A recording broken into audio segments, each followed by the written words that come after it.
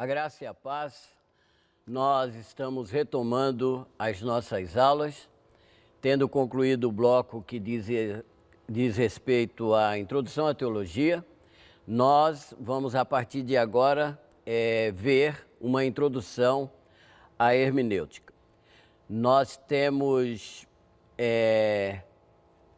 algumas coisas a pensar sobre esta matéria, ver o que ela é, ver onde ela se aplica, qual é o seu lugar dentro do escopo do estudo teológico e qual é a sua importância para aqueles que se propõem a ministrar e a pregar a palavra de Deus. Então, estamos de posse disso no nosso livro-texto, na nossa apostila.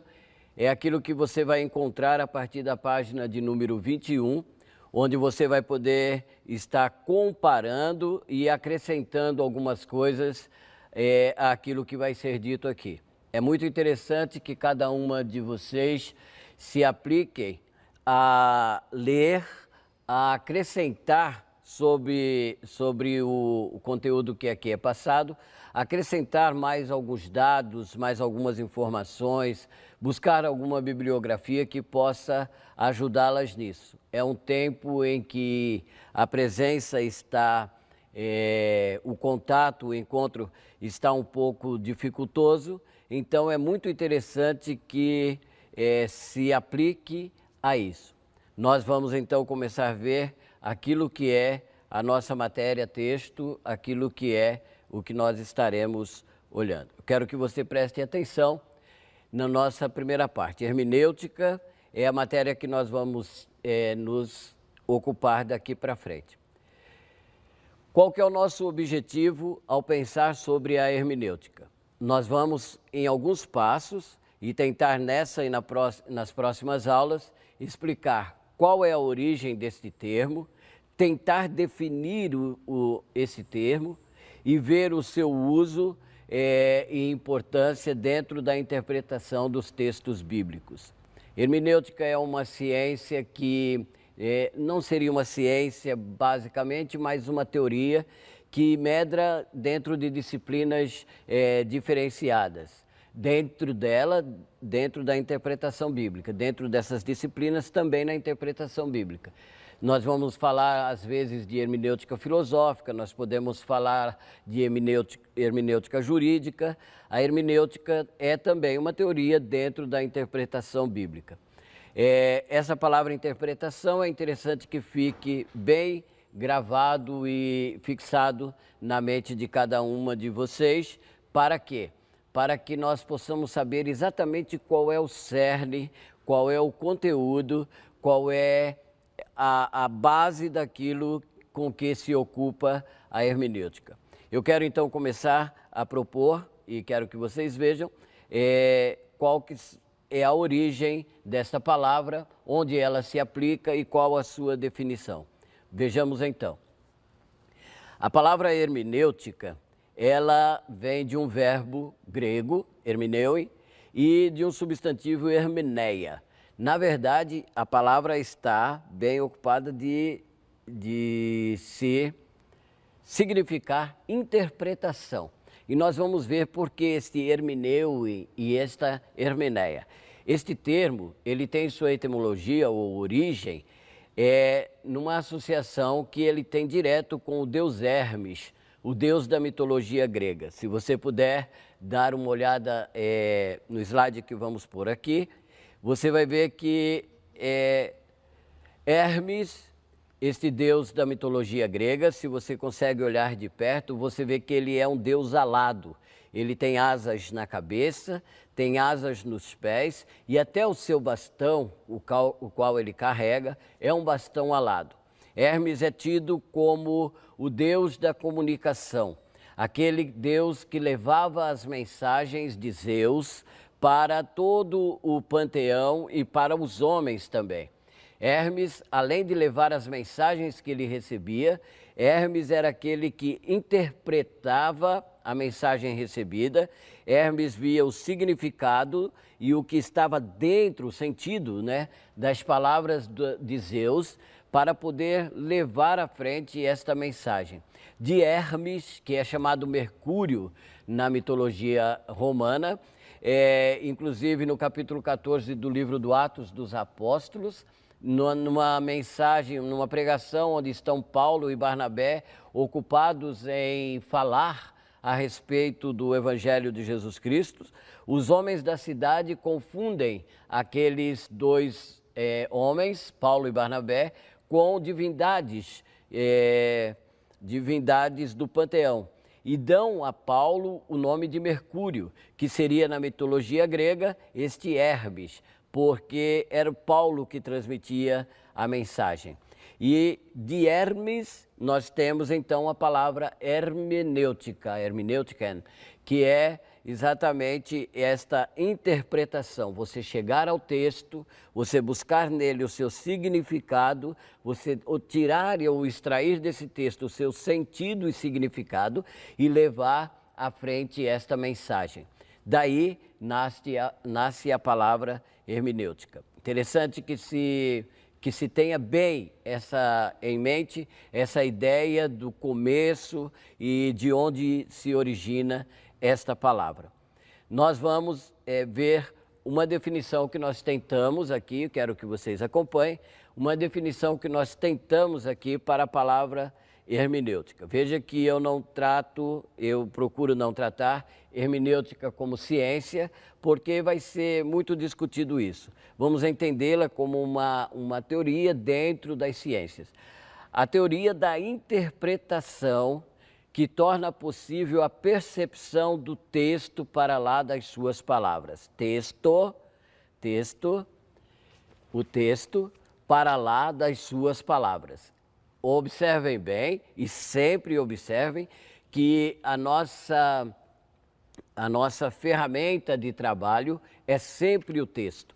Nós partimos do texto e nós estamos sempre voltando ao texto. E nós trabalhamos e nós nos movemos, mas sempre preso a esse centro, esse núcleo que é o texto bíblico.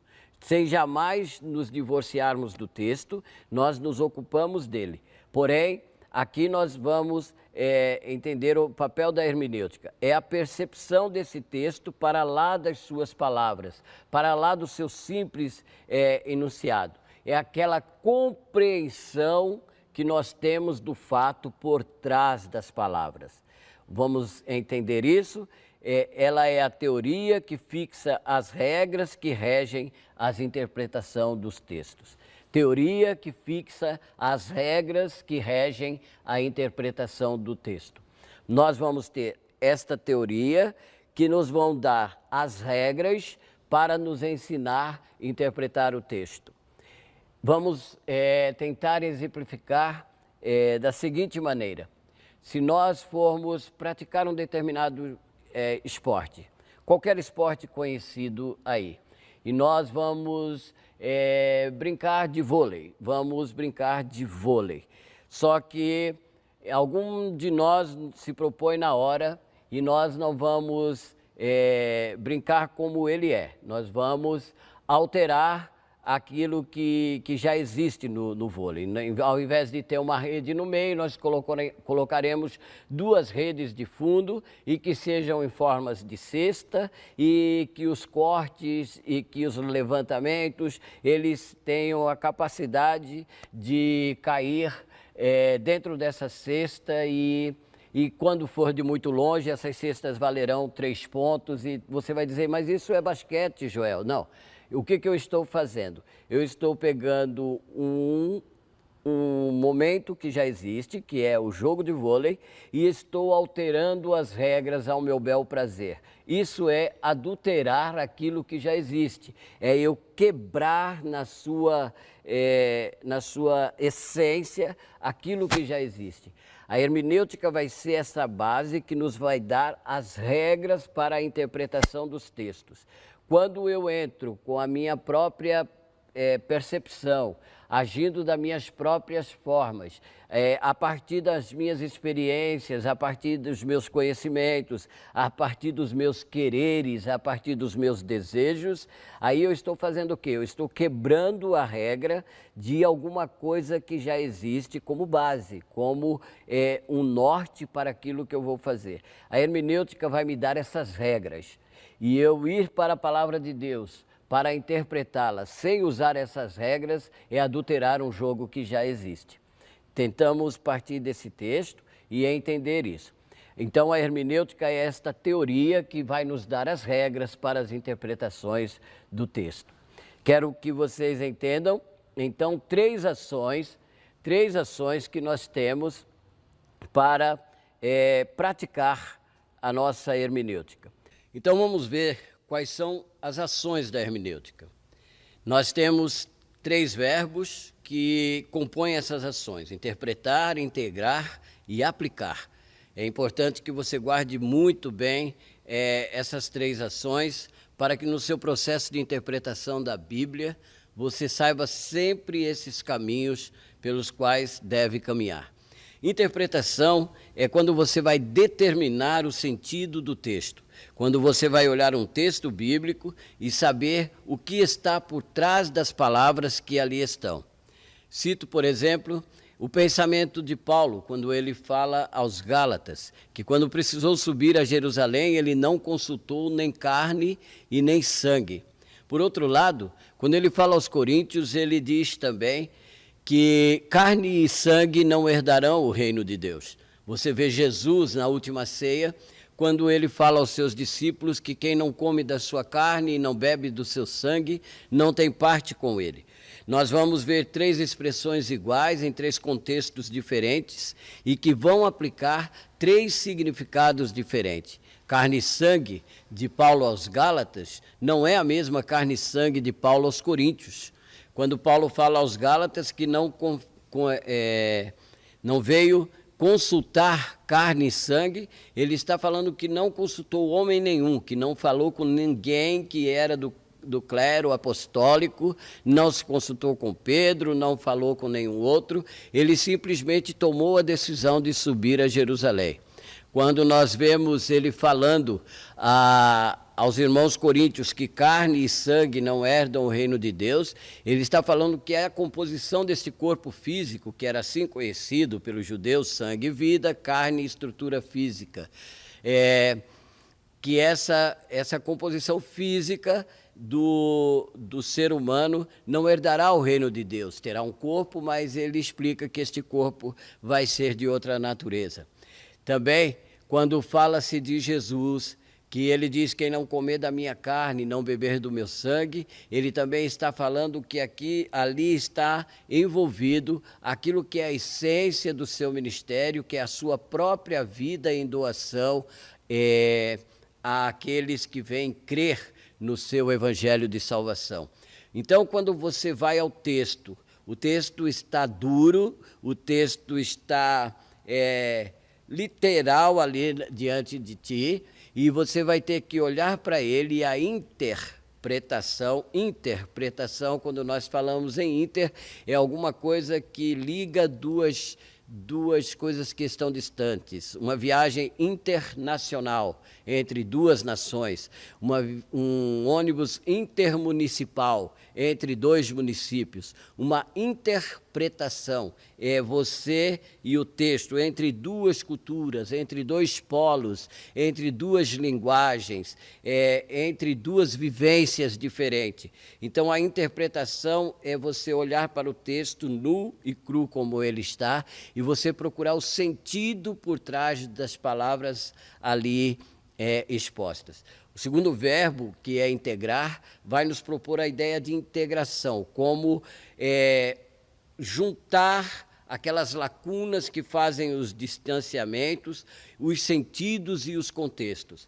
Quando nós estamos tão longe do texto bíblico, quando nós estamos tão longe das terras bíblicas, quando nós olhamos de tão longe a geografia daqueles lugares, quando nós vemos uma vestimenta diferente da nossa, uma comida diferente da nossa, uma linguagem diferente do nosso. Se você vai para o Antigo Testamento, então as coisas vão ficando muito mais distantes. E então o que acontece? O papel da hermenêutica é integrar esses dois polos, é diminuir essas distâncias, é chegar neste vale que existe de distanciamento entre nós e eles, entre o aqui e lá, e nós olharmos para esse distanciamento através dos meios técnicos e diminuirmos essa distância. Quando você olhar para um texto bíblico e você olhar, por exemplo, a mulher do fluxo de sangue.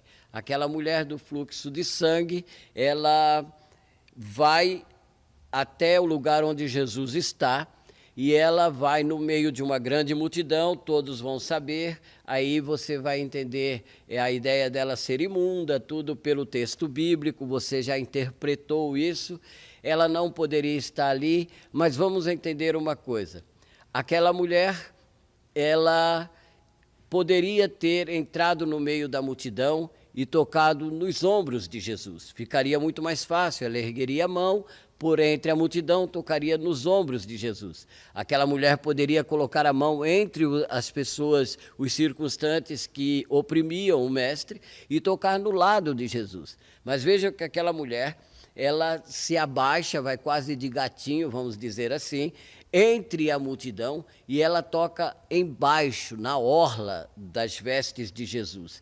E aí você vai entender o porquê disso, por que ela não tocou simplesmente no ombro, ou no lado, ou em qualquer lugar de Jesus. Exatamente Jesus vai explicar isso no texto, porque ele diz que alguém me tocou. E Pedro toma a palavra e diz, mas a multidão te oprime, mestre. Então, se ela tocasse no lado, se ela tocasse no ombro, ela estaria sendo mais uma que estaria oprimindo o mestre, apertando o mestre, tocando, empurrando o mestre. No entanto, ela toca na orla, na base dos vestidos de Jesus, porque ali existia um significado. Lá, no Antigo Testamento, a Bíblia vai nos mostrar, em textos diferenciados, que o Messias traria cura na aba das suas vestes. Miqueias diz isso, Malaquias diz isso, Isaías diz isso, e os textos são emprestados de Deuteronômio e Levítico, que fala de como seria a veste dos homens, que teria as suas franjas, e nessas franjas, depois no desenvolvimento histórico da revelação, nós vamos entender que o Messias traz a cura exatamente naquela aba da veste. Por isso que você vai ver em Mateus 14, que outras pessoas são curadas tocando na aba da veste de Jesus, na orla. Então, quando a mulher toca ali, essa mulher está interpretando o sentido dos textos do Antigo Testamento. Ela está com fé tocando exatamente no lugar onde os textos diziam que o Messias traria cura. Hoje, quando nós olhamos isso, se nós não conhecermos esse distanciamento histórico e cultural, esse distanciamento de interpretação do próprios circunstantes de Jesus, nós vamos simplesmente achar que foi um toque, que foi alguma coisa espetacular. Não, mas havia fé envolvido. Tanto é que a mulher recebe de Jesus não simplesmente a cura. Ele diz, filha, a tua fé te salvou. Então, essa integração é diminuir as distâncias. Nós veremos mais à frente que essas distâncias são de múltiplas formas e nós precisamos integrar os tempos, os espaços, tornar tudo junto para trazer o lá e então para o aqui e agora. Por último, o verbo é aplicar.